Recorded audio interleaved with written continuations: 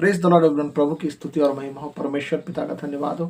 परमेश्वर भला है और उसकी करुणा सदा की है। हालेलुया। आज हम एक विशेष टॉपिक पर चर्चा करने के लिए जा रहे हैं मेरे प्रियो, और हम आज का हमारा विषय है उपवास और प्रार्थना की ताकत, या फिर हम टाइटल में ले सकते हैं उपवास की ताकत, क्योंकि उपवास और प्रार्थना एक साथ सम्मिलित रहता है। ठीक है, कभी भी उपवास खाली नहीं रहता या प्रार्थना अलग से नहीं होता। उपवास और प्रार्थना एक साथ होता है, जो बिब्लिकल है।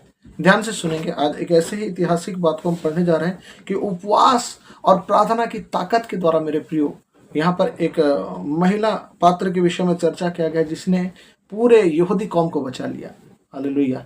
हम एस्तेर की बुक से चर्चा करने के लिए जा रहे हैं मेरे प्रियो।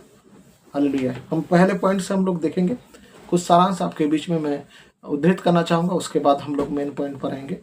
पहले अध्याय में जब हम देखते हैं मेरे प्रियो, राजा छेर्स भव्य में एक बहुत बड़ा भोज करते हैं। वहाँ पर रानी वस्ती, उनकी जो पटरानी थी, उन्हें बुलाया जाता है और वो आने से इनकार करती है, जिसके कारण उन्हें रानी के पद से निष्कासित कर दिया जाता है।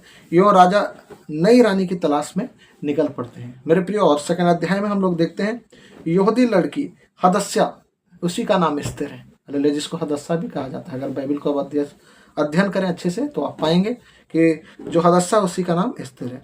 और उसे मेरे प्रियो राजा बहुत प्रसन्न होता है और उसे पटरानी का पद दे दिया जाता है। उसके बाद हम लोग देखते हैं उसका चचेरा भाई मोर्दकै, जो राज दरबार में वफादार निकलता है, उसे वफादारी के साथ काम में नियुक्त किया जाता है मेरे प्रियो। और तीसरे अध्याय में हम देखते हैं एक ट्विस्ट आता है वहाँ पर कि हामान नाम का एक दुष्ट व्यक्ति जो होता है ना, जो यहूदियों से नफरत करता था मेरे प्रियो, हम वहाँ पर देखते हैं। इसलिए क्योंकि वह चाहता था कि मोर्दकै उसके सामने झुके, उसको प्रणाम करे, जैसे और लोग उसे सम्मान करते थे, क्योंकि राजा उसे बड़ा पद दिया हुआ था मेरे प्रियो। लेकिन यहूदी होने के नाते, और वहाँ पर हम देखते हैं कि यहूदियों के रूल के अनुसार वह उसके सामने बेवजह का झुकता नहीं था, इसलिए वो सोचता था कि इसको नष्ट कर दिया जाए, और इसलिए एक फरमान निकालने का षड्यंत्र रचा उन्होंने।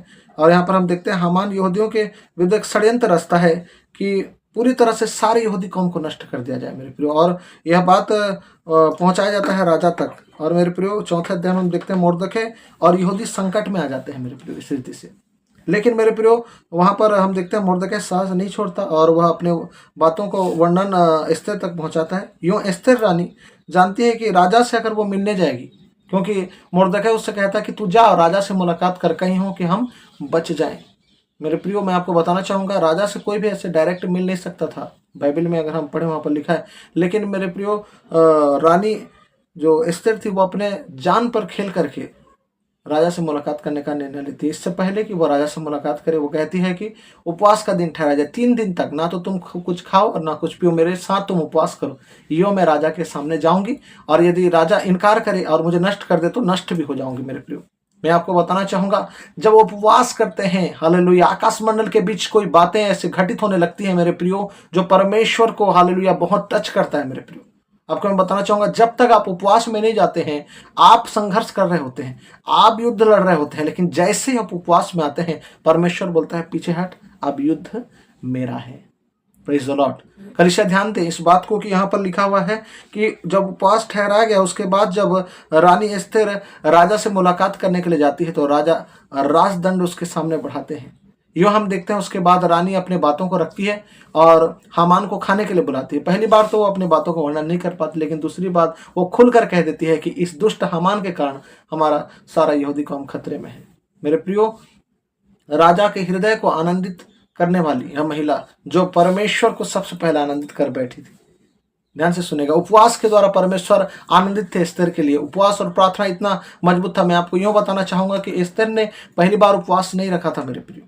हालेलुया। कई बार वो प्रभु की उपस्थिति में गई होगी, कई बार वो परमेश्वर के साथ उपवास और संगति में गई होगी, और उसे खासा मालूम था कि उपवास के द्वारा बहुत सी बड़ी बातों को, जो असंभव, उसे संभव किया जा सकता है मेरे प्रियो। और वहाँ पर हम देखते हैं पूरे यहूदी कौम के विरुद्ध में जो पर्चा निकाला गया था, जो मोहर लगाई गई थी, अंगूठी की मोहर लगाई गई थी राजा के द्वारा कि सारे यहूदी कौम को नष्ट किया जाए, उसे उलट दिया जाता है मेरे प्रियो। और यूँ यहूदियों के फेवर में सारे काम होते हैं, बल्कि हामान और उसका पूरा परिवार नष्ट हो जाता है। एक भी यहूदी नष्ट नहीं हुआ, सभी के सभी बच गए मेरे प्रियो।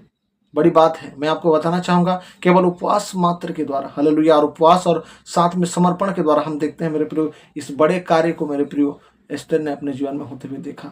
आप आंक सकते हैं उपवास की ताकत कितनी ज्यादा है। मेरे प्रियो, मैं एक बात चर्चा करना चाहूँगा कि हम उपवास को ढीला ना लें मेरे प्रियो, क्योंकि बाइबल इस तरह से बताती है मेरे प्रियो, हम उपवास करें। जब तू उपवास करे लिखा है, यदि नहीं लिखा है मेरे प्रियो, जब तू उपवास करे, यानी कि हमें उपवास करना जरूरत है। We must fast. हम उपवास के द्वारा अपने संघर्षों से निकल सकते हैं। हालेलुया। प्रभु का धन्यवाद हो, प्रभु की स्तुति और महिमा हो प्यारे पिता। और मेरे प्रियो, आज इस संदेश के द्वारा परमेश्वर कहीं ना कहीं किसी व्यक्ति को छुआ है। हालेलुया। किसी के मन को जो टूटा हुआ था उसको अगर उभार रहा है, तो मैं चाहूंगा मेरे प्रियो, आज से हम निर्णय करें कि उपवास की सजगता हम रखें। प्रार्थना करते हैं, अब अच्छी बात है। उपवास और प्रार्थना के साथ आप प्रभु के पास जाएं। आपके बहुत सारे कार्य रुके हुए हैं मेरे प्रियो, क्योंकि आपने सिर्फ और सिर्फ प्रार्थना में अपना समय दिया, लेकिन आप उपवास के साथ नहीं गए। लेकिन जब उपवास और प्रार्थना एक साथ मिक्सअप होगा मेरे प्रियो, आप देखेंगे एक बड़ा सा हालेलुया कार्य आप देखेंगे, और शैतान के नेव और गढ़ों को टूटते हुए देखेंगे। एक बड़ा सा डुनामिस होने जा रहा है यीशु मसीह के नाम से। राबा रखा था ना मशा ना बद। प्रभु की स्तुति और महिमा हो। अगर इस संदेश के द्वारा आप आशीष हुए तो मेरे प्रियो, मैं चाहूंगा कि आप चैनल को सब्सक्राइब करें और इस मैसेज को ज़्यादा से ज़्यादा लोगों तक शेयर करें, ताकि वो भी उपवास के महत्वता को जान पाएं और उपवास की ताकत के बारे में वो भी विश्वास कर सके। आमीन। Praise the lord everyone.